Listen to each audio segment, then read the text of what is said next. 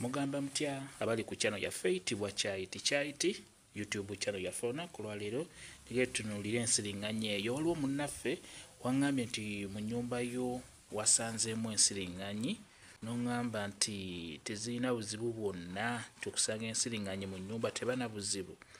Kusookera ddala eno gye bayita ensiriŋŋanyi bwetyo bwefaanana nga bw'ogiraba. Kati ensiriŋŋanyi zino tezirina buzibu okugisanga mu nnyumba, naye okusanga ensiriŋŋanyi mu nnyumba ebiseera ebisinga tekiba kyangu kuba ensiriŋŋanyi tebeera wantu wabeera bbugumu eyagala nnyo ewantu ewannyogoga ky'oba olaba nti ziwangaalira nnyo mu ttaka, ate mu ttaka wabeera ewagimu we zitera okuwangaalira, zibeera nnyo mu bitooke, n'olwekyo tezitera kubeera mu nnyumba. Bw'olaba nga ensiriŋŋanyi ezze mu nnyumba yo, ekisooka zitera kutambula mu budde bunnyogovu ng'obw'enkuba.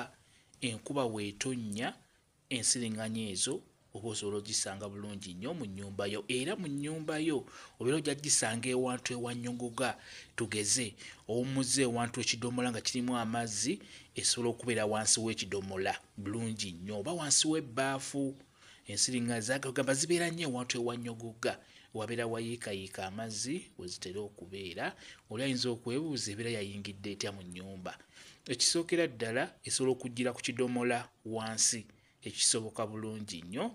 Ekirala ennyumba yo oba eyingiza amazzi zisobola okujjira mu mazzi ne ziyingira, era mwabali mu nnyumba ezo eziri mu lutobazi ebiseera ebisinga ebiwuka ebyo ebyewalula bibasumbuwa nnyo biyingira nnyo mu nnyumba, bijjira mu mazzi ago. Singa amazzi gajja mukoka naaba ng'ayita kumpi n'omulyango gwo, kiba kyangu okulaba ensiriŋŋanyi ng'eyo ng'eri mu nnyumba yo bulungi nnyo, nga naye tezirina buzibu bwonna. Ensiriŋŋanyi terina buzibu singa obeera ogisanze mu nnyumba, terina sitaani yenna. Kambe WhatsApp namba yange osobola okumbuuza, nja kwongera okunnyonnyola ku vidiyo eno. WhatsApp namba yange eri 0778734 yeyo WhatsApp namba yange.